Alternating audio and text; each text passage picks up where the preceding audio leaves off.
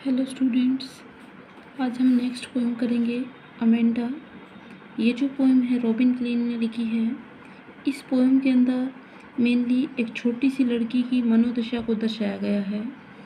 वो लड़की किस तरह से जब बड़े उसे बार बार टोकते हैं कि तुम्हें ये काम करना चाहिए और ये नहीं करना चाहिए, तो लड़की अपने आप को जो है बहुत ज़्यादा रूठी हुई या खिंचे हुए व्यवहार वाली महसूस करती है और इसीलिए उसको ये बिल्कुल भी अच्छा नहीं लगता कि घर के अंदर उसको बार बार कोई टोके।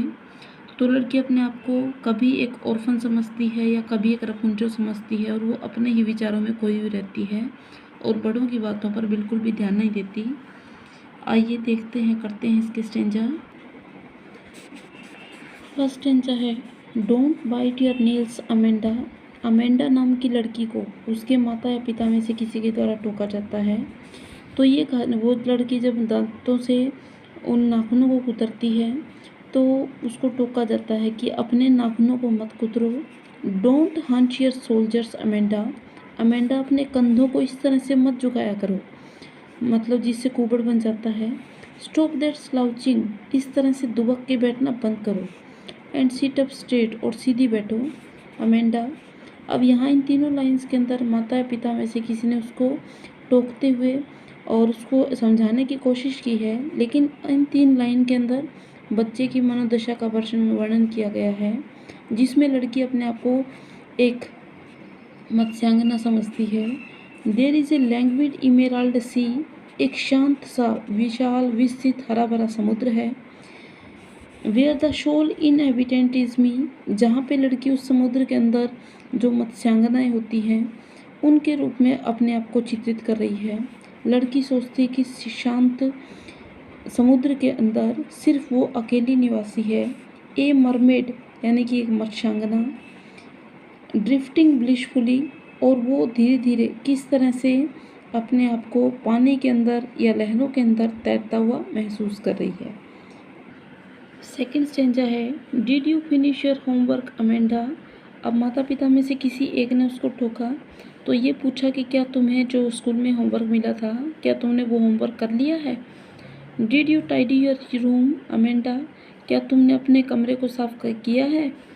आई told you to clean your shoes Amanda, मुझे पता है कि मैंने तुम्हें कहा था कि तुम अपने जूतों को साफ कर लेना।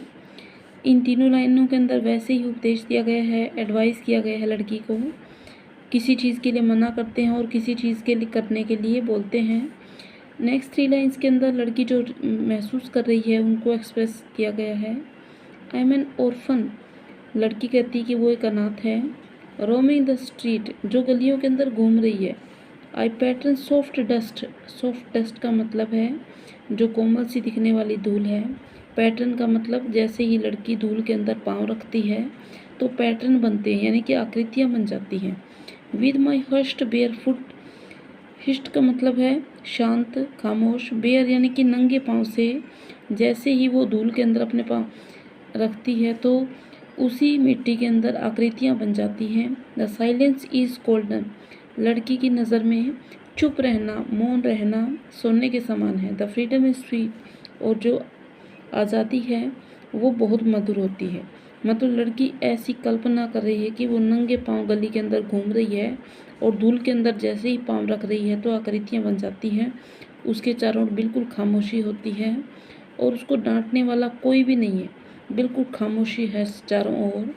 और छोटी लड़की के लिए जो खामोशी है वो तो सुनहरी होती है और आज़ादी जो है वो उसके लिए मधुर होती है। थर्ड स्टेंजा है, don't eat that chocolate Amanda.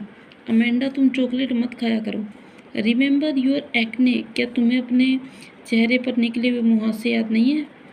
Will you please look at me when I am speaking to you, क्या तुम कृपया मेरी तरफ देखोगी जब मैं तुम्हें कोई भी चीज़ के लिए टोक रही हूँ या फिर टोक रहा हूँ या कह रहा हूँ, समझा रहा हूँ।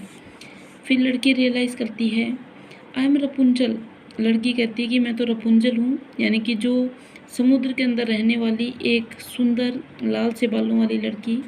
आई हैव नॉट ए केयर, मुझे किसी की परवाह नहीं है। Life in a tower is tranquil and rare, Rapunzel जब समुद्र के अंदर थी तो वहाँ पे एक टावर होता है जिसके अंदर उसका जीवन शांत होता है। I will certainly never let down my bright hair, और मैं अपने सुनहरे बालों को नीचे नहीं गिराऊंगी।